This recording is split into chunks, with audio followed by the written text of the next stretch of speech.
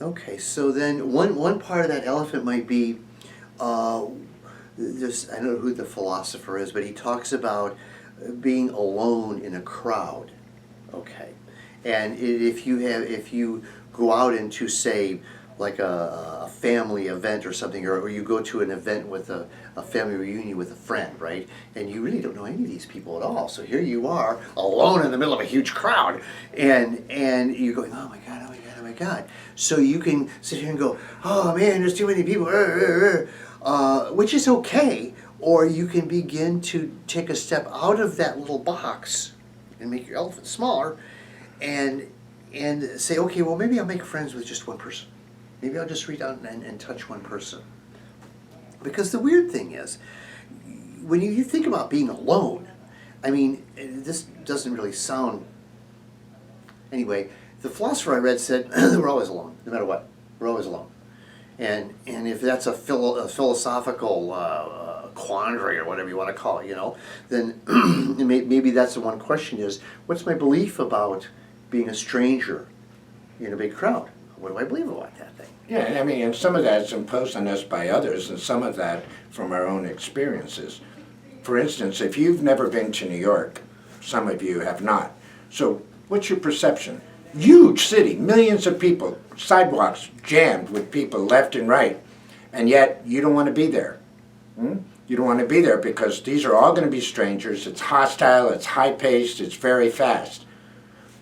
I'm not even saying that that's not true.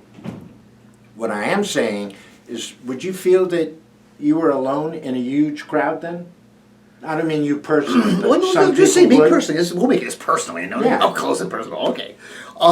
Probably initially I would have some anxiety about not knowing where I was going, not knowing am I safe, knowing where the world is today, and gee, I wish I knew someone because it'd be more fun to explore with them. Right, and this is as much perception as reality. Absolutely. Because I was in New York long before I was in a wheelchair, and long before, well, actually I had a lot of hair, and I was crossing the street with my leg braces, and I fell in the middle of the street, on a very, very busy street, in Manhattan, at rush hour. People in their cars stopped, got out of their cars, helped me to get to the sidewalk, got back in their cars, drove away, basically never saying a word to me, just common New Yorkers.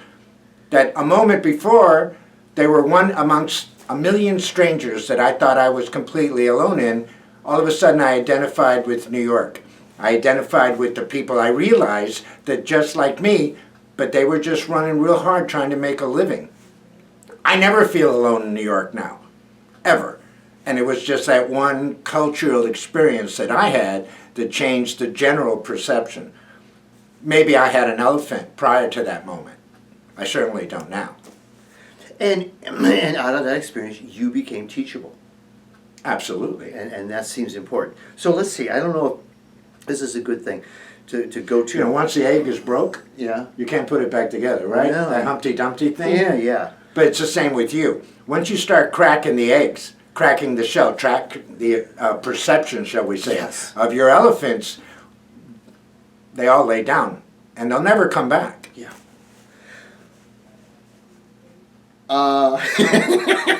Good. Okay. Okay. So, is So- this the end of the end? Well, almost. Or the beginning of the end? Beginning of the end. Okay. You gotta trust your instincts in this. You gotta trust your instincts. There's a part of you that is very instinctive. So we'll just go back to the crowd in New York. So you go into the crowd, and you're looking around and say, "Whew, I feel a little overwhelmed by the newness and the crowds and not knowing anybody," and that would be one kind of your instinct is probably right on with that. Now, if you see a bunch of guys with machine guns in the background, your instincts would get the hell out of here, and that's so.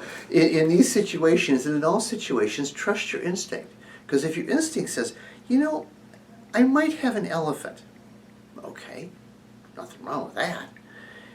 But then if you monitor or override that basic instinct and say, "Oh no, I don't have an elephant." Well, we are rational. We're not animals. Yeah. So the animal has the instinct to run. Mm-hmm. And we, being rational, can decide when it's appropriate and when it's not. Yes, And and, I and the same thing with the elephant. You're actually right. that is it, isn't it? Yes, that I have to not I have to honor my instinct, and honor this thing. Like, yeah, I got an elephant. Does that make me abnormal or subnormal or abnormal or some silly thing like that? No. All it means is, hey. Is she related to Susie Normal? Yeah, absolutely. So all it really I means know is, they lived on my block. all it really means is, hey, do you know what? Like all human beings, I carry a little bit of I don't want to call it Shit.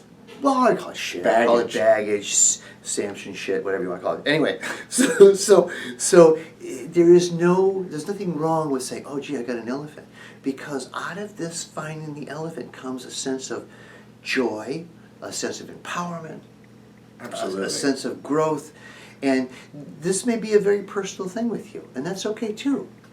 Listen, we all have elephants. Yeah. To deny the fact that you have an elephant, it's irrational and it's unreasonable. If you don't have an elephant, then you're the guy that they wrote the Bible about. You know what I'm saying? So that's not possible. Okay, yeah.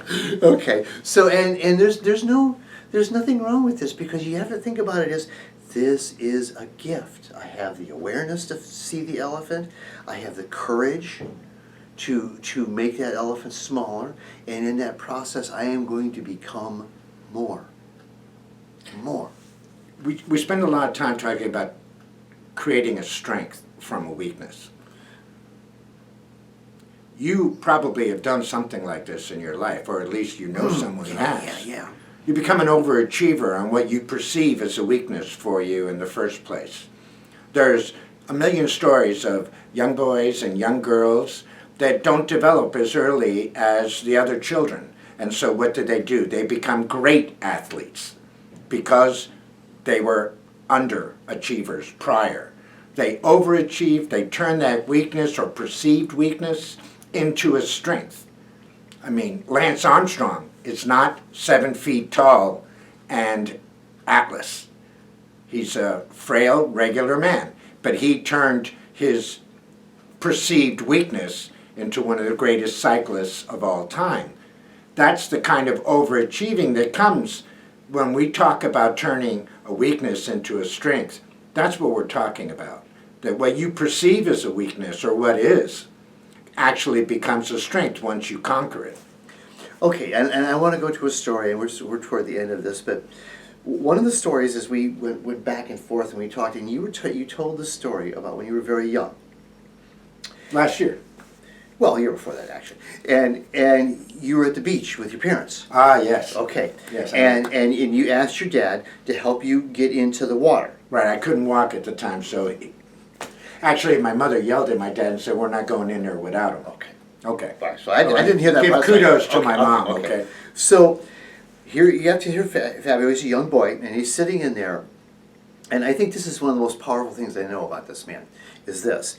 He's struggling to keep his balance and everything, because he doesn't have the use of his legs, and he's allowing the waves to come in over toward his back and on the back of his head. I was turning away. And his father, what a wonderful man he is. Your father said, and I'll let you finish the story. You said, face the waves. Take them. They'll break around you. Don't worry, they're not going to hurt you. Just face them. Because when you turn away from them, then they will do whatever they want. And elephants are the same way. Turn around, face them. This has been such a neat journey so far.